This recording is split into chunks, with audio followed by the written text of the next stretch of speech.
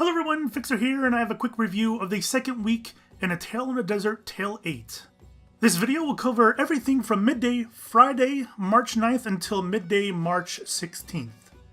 This week will be a bit longer than last week's video as I'm adding more features and more texts and tests have been getting unlocked. I'll put the agenda on the screen here and timestamps down in the description below if you'd like to jump to a specific spot. First thing I would like to talk about this week is the Wiki, which you can find over at the main site, Desert Nomad. I'll put the URL in the description below. I personally largely depend on the Wiki for info to make sure that the information I have in my videos is accurate. And of course, many people depend on the Wiki for accurate information. But it seems to me that we've been pretty slow at updating the Wiki, and I think there's a few reasons for this. First, probably being that the Wiki is kind of slow, and I think this is frustrating people and they've simply just stopped using it.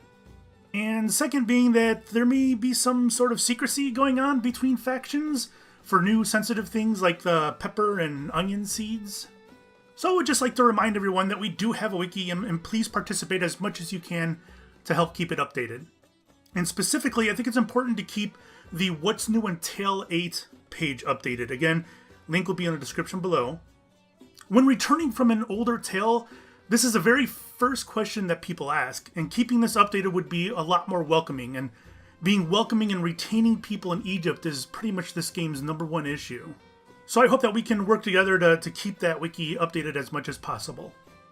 Fantastic, let's move on to research.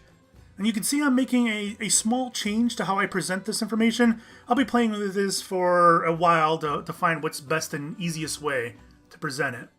I'm not going to call attention to research that was completed in the first week. I'm going to mostly focus on research that was completed in this past week. And there's a few I'd like to point out. First one would be glass blowing. All three factions now have that.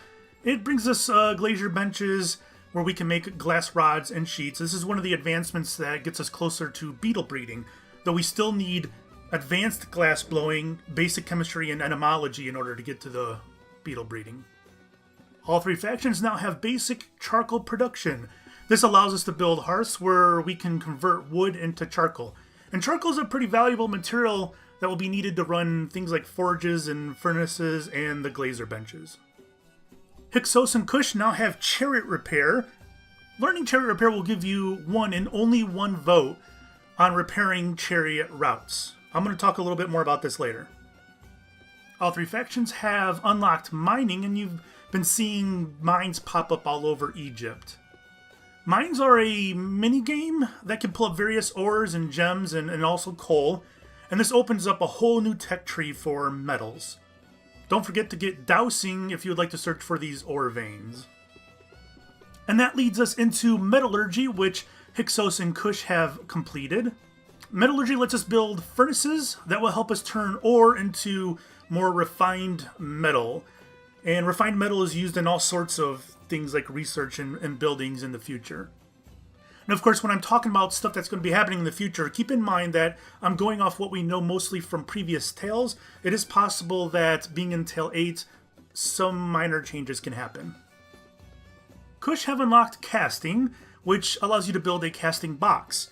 So this opens up the ability to make cookpots for our kitchens, but also things like anvils, bolts, gears, metal bars, as well as some tools like hammers and mallets. And the newest technology to be unlocked, again, by the Kush, Hyksos and Meshwesh are behind a little bit.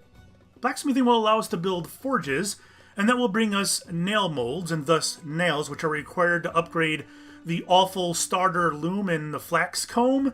And this is a coveted advancement very early in the tale. Nails will be very welcome around Egypt. I'm also going to be including research that is currently on timer. Meshwesh has metallurgy on timer, but more importantly, Hyksos and Kush have ranching on timer. Ranching will let us keep cows and bulls in pens, quite similar to sheep. This is a new tech to Tale 8, so we don't know what the future holds other than cow's milk and beef bones. Now this is a 7-day timer, not accounting for duck time, so it's possible this is a good 10 days away or more. I think that about does it for research. We're going to move on to two events that happened last weekend. We had 2 Egyptian Heptathlons. This was an event where we were challenged by the stranger to collect as many resources, such as wood and flax and veggies, as we could in a 2-hour span. Players who collected the most resources received prizes ranging from glass blades to a new veggie, the pepper. Which brings us to peppers. While some players received peppers from the event, they did not receive actual pepper seeds, just the peppers themselves. Long story short, it was found that you feed the peppers to cows or bulls. They will eat it, and then they'll drop some cattle dung. You take the dung and you dry it in a hammock for 24 hours till it becomes dried cattle dung, and make sure you add duck time to that as well. You can search the dung for seeds, but be careful. Doing this will use the dung, as in it will disappear from your inventory even if you were unsuccessful in finding seeds. We haven't been able to reliably replicate the production of these seeds. Some players that successfully pulled seeds out of the dung reported that they boosted up their perception before they did it, such as eating grilled carrots, which will give you a +2 perception. However, others that did boost up their perception with grilled carrots reported that they did not receive seeds. So we're still trying to figure out what all the factors are in pulling the seeds out of there. It's worth noting that Mallard has said that the process is not random at all, so that means there are multiple factors that we just haven't discovered. Alright, let's move on to test news. I'm going to talk about some of the new tests that we just unlocked, and then I'll talk a little bit about some of the older tests. The test of the Obelisk was unlocked this past week. I've been told that this was an accidental unlock, so be careful when prodding around the University of Progress so you don't make this mistake. And let's hope that this is the last time that mistake happens. So anyways, the test of the Obelisk seems to be similar to previous tales, but it is tied more into the faction system that we have in Tale 8.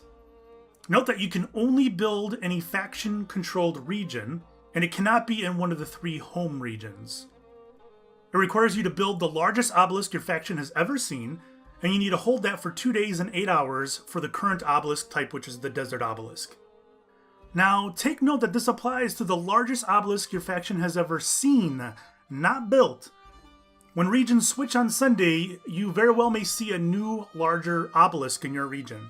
Another effect that regions have on this is that the time that you have to hold the largest obelisk is reduced by 1 hour for every region that your faction controls.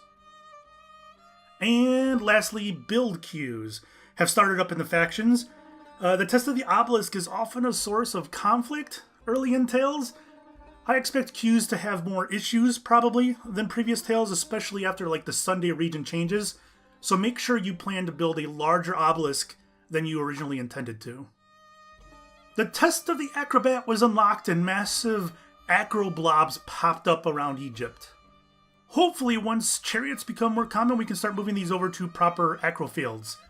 In fact, the first scheduled acro line is this Saturday at 10 p.m. UTC, which is 6 p.m.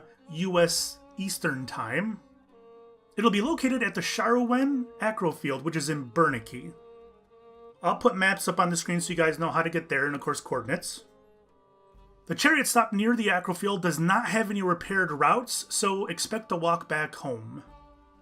And remember that advancing in this test will raise your dexterity, which is a coveted stat that increases your off-road speed and your bulk carry capacity, among other things. The test of the Bedouin has been unlocked. Travel around Egypt anointing altars with cactus sap, and the top 2 players with the most anointed altars at the time of advance will advance. And advances happen every 24 hours, but you gotta make sure to adjust for duck time. If you advance while online, you're going to get a pop-up. If you're offline, the notification will be put in your calendar. Advancing in this will give you a dexterity point. Of course, now that it is possible to pass the principles in harmony, the test of marriage is now available. This will allow you to instantly warp to your spouse whenever you feel like it for free. In other words, you don't have to use travel time. You get access to all of their personal buildings, and you can actually log on to their avatar through the utilities menu. And finally, a token of Ra was used to unlock a test at the University of Progress, but it was not demonstrated. Yipsa consumed a token, thus opening up the university with the intent of unlocking the test of the Darkest Night. However, she was unable to demonstrate that she was ready for the test. So Egypt tried to pull together all their mushrooms and demonstrate the test, but we're missing some of the mushrooms. So the university remained open. This is a dangerous state, as anyone can walk up to the University of Progress and demonstrate any test they are able to. And this lasted for 5 hours until someone in Hyksos chat mentioned that perhaps somebody ought to head to the University of Progress and check the requirements for each of the tests. You see, when the University of Progress is not open, you can't see the requirements for the test. It just tells you that you can't do it, go away. So this appeared to be a good opportunity. The university was open, and thus you can see all the requirements. I was already heading west out of Hyksos territory, so I figured I would stop by the University of Progress and record all the requirements so we can update the wiki. I arrived and began checking out the various tests and what they require. You can see on the screen that you just have to click on them and it will check to see if you can demonstrate. So I checked all of architecture, and then I moved on to art. And when I finished that, I moved over to harmony until I hit the test of chains.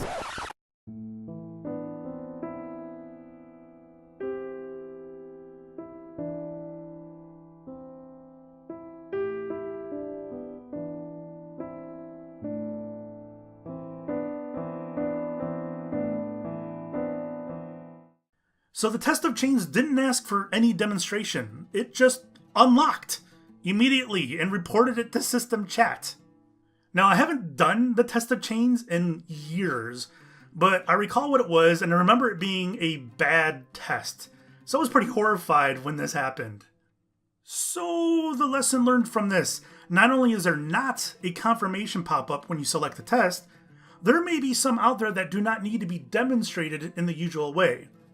Or it's entirely possible I had met the demonstration requirements. I don't know. It's hard to say. If it had to be demonstrated, we don't know what the requirements were. My avatar is not married, but it has passed the Harmony initiation. Maybe that's all it needed. I don't know.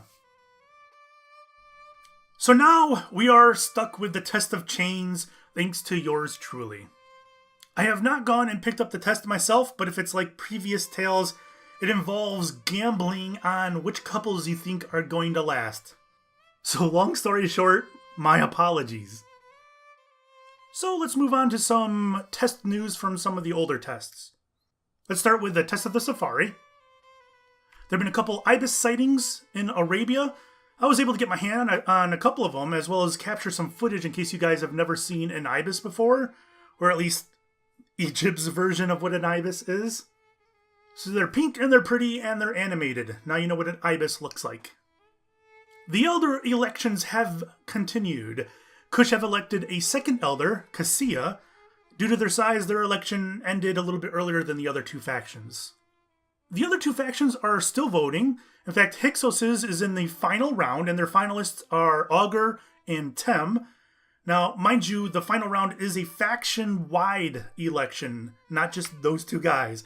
So make sure you go to a voting booth within one of your regions and cast your vote. Alright, moving on to the test of the singing cicada. There were 5 advancements last week. In fact, on March 14th, the price of a cage dropped from 7 to 6 bugs. I do not know if or when that price went back up to 7. Alright, moving on to regions. I'm going to start today with the regions lost per faction. Hyksos lost 1, Kush didn't lose any, and Meshwesh has lost 3 regions this week. And that takes us to regions gained. Hyksos gained 9 regions, Kush gained 8, and Meshwesh gained 6 regions this week. So let's take a look at the total number of regions per faction. Hyksos is now up to 18, Kush has 10, and Meshwesh has 9. It's probably worth noting that Mallard said that he is looking to change the way the tributes are done on Sundays. Instead of having a set time that's going to eventually have Duck Time push it into Monday, he wants to do something more of a range. He's looking for a more random way for the tributes to happen in order to prevent tribute sniping. And looking at the map, you can see that there are currently 4 regions that are not under faction control. The Pharaoh's Angler. So this title changed hands just once this week. Sabuli took it in to the week, and Lukira is now known as the Pharaoh's Angler. Similarly, we now have the Pharaoh's Acrobat because the test has been unlocked, and this is the title given to the person who has the most facets taught in the test of the Acrobat. Robbie was the first person with the title when they hit 100 facets, and it has since changed hands multiple times, and Tut is the current Pharaoh's Acrobat. Alright, let's talk about Chariots. Now with Chariot Repair open, people have been getting the skill and spending their 1 build point on the various connections throughout Egypt. It's real spotty. Some connections are open, some of them still need votes. It's hit or miss right now. If you take a trip, just keep in mind that it might be one way. What I'm going to try to do for next week is have a list of exactly which Chariot routes are completely open. In fact, it's possible that information is already available on the Wiki by the time you see this. I'm sorry to report that there has been some faction-on-faction violence. There have been several reports of faction-on-faction violence. You can see here a member of the Kush exposing themselves to innocent citizens. I'm going to have to censor the naughty bits as well as the face of the perpetrator so they can't be identified. There have also been reports of vandalizing on various faction buildings and even horses. The perp has not been caught, but has been widely accepted that what they're doing is considered art and probably should not be removed. And next, a pox scare. This is just in. A sheep pox outbreak has been linked to Bessilu. Authorities are still determining what to do. More at 11. So I got a new section in my weekly videos I wanted to dedicate to public guilds and specialty guilds. I'll put as much info on the screen as possible, so in case you want to follow up on one of these, you can do that. We'll start with Kush, where Kapow is a public works guild, open to everyone, and they're located just west of the capital. They have large quantities of distaffs and racks and pottery wheels and kilns, as well as a kitchen and some rock saws. Now moving over to Hyksos, we have the Hyksos Co-op, also open to everyone. You can find them west of the capital, just over on the west side of the Nile. They're a smaller outfit than Kapow, but they have buildings that you may need to get your stuff done. Now if you run a public guild that helps people get access to buildings they may otherwise not have access to, go ahead and get a hold of me if you would like them to be mentioned on these videos. Alright, moving next to specialty guilds. We have 3 of them today. The first is the Safari Club, dedicated to the test of the Safari, open to everybody. And right next door is Acro Maniacs, which is dedicated to the test of the Acrobats, also open to everybody. And lastly, the Garden of Eden, which is dedicated to crossbreeding. You can find this over on the Blue Nile, open to everyone. And keep in mind, all 3 of these have entrance fees, so make sure you check out what they are. I'll put that stuff on the screen, and that you have those when you head on down there if you intend to join. Again, if you run a specialty guild, go ahead and get a hold of me if you would like your guild mentioned in one of these videos.